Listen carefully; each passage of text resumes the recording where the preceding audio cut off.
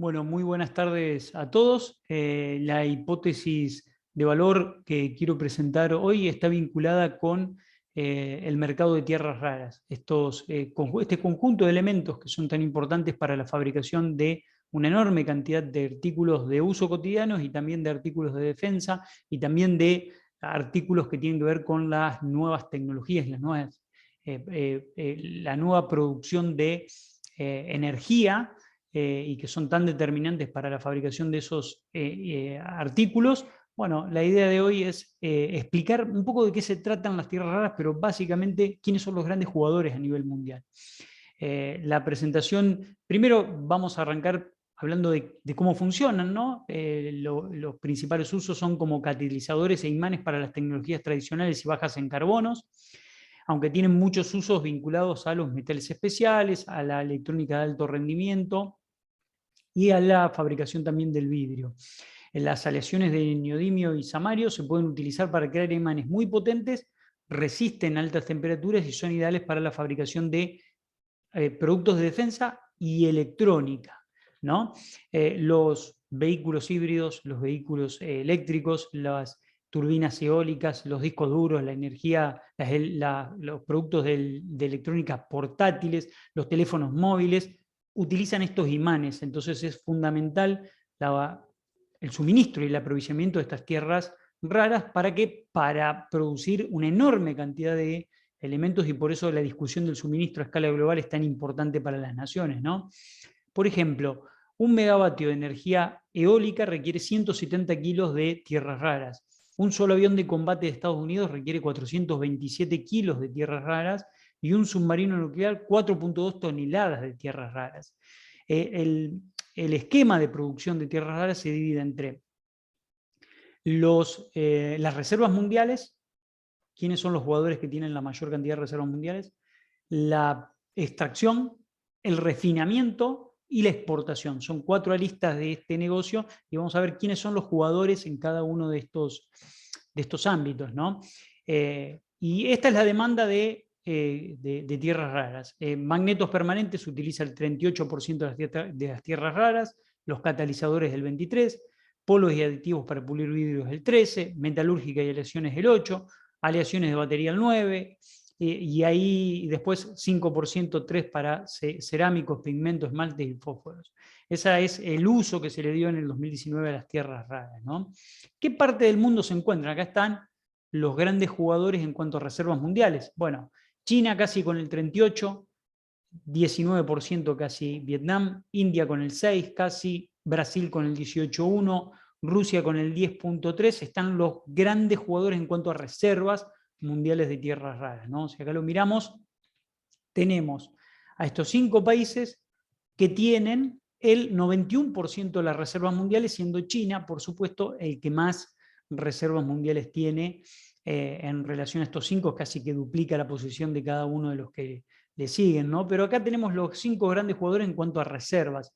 Después viene Australia, Estados Unidos y Groenlandia, que ya tienen menor cantidad, pero una cosa es la cantidad de reservas y otra cosa es la producción minera, la producción minera cruda, ¿no? China, Australia y Estados Unidos y Birmania son los grandes productores. La producción minera que se da en esos países es muy, muy importante y en consecuencia Vietnam, Brasil, Rusia e India tienen un gran stock de reservas, pero no tienen la explotación suficiente de este tipo de tierras, ¿no?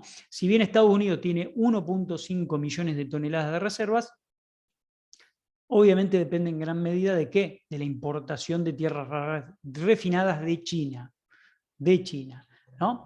Asegurar el suministro global. China en la década del 80 empezó a ver la importancia de este tipo de tierras y empezó con políticas de Estado a desarrollar la producción de ese gran stock de reservas que tenía y empezó a avanzar a otra velocidad que avanzaron otros países, ¿no?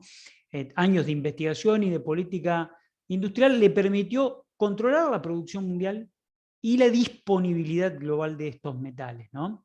Ese estricto control del suministro de estos metales tiene al mundo en busca de sus propios suministros, y lo que empezó a ver es un desarrollo a escala global en cada uno de los países que tienen reservas y que no tenían producción y extracción. Entonces empezaron a producir cada uno de los países que tenía reservas y a escalar su producción de tierras raras para no tener una dependencia de China tan importante como la que estaban teniendo.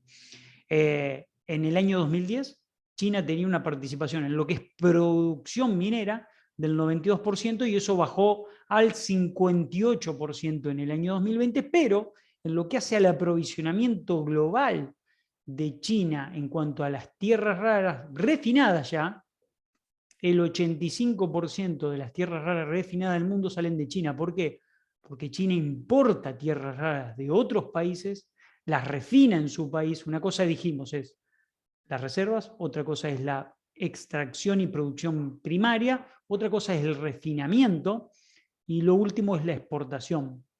Bueno, China tiene el 85% de la producción refinada de tierras raras del mundo en el año 2020 y China tiene el 88% de las exportaciones de tierras raras en el mundo en el año 2019 y se destinan a este grupo y conjunto de países. 36% de las exportaciones de China van a Japón, el 33.4% va a Estados Unidos y el 9.6% va a Países Bajos, ¿no? ¿Por qué es tan importante el dominio de China?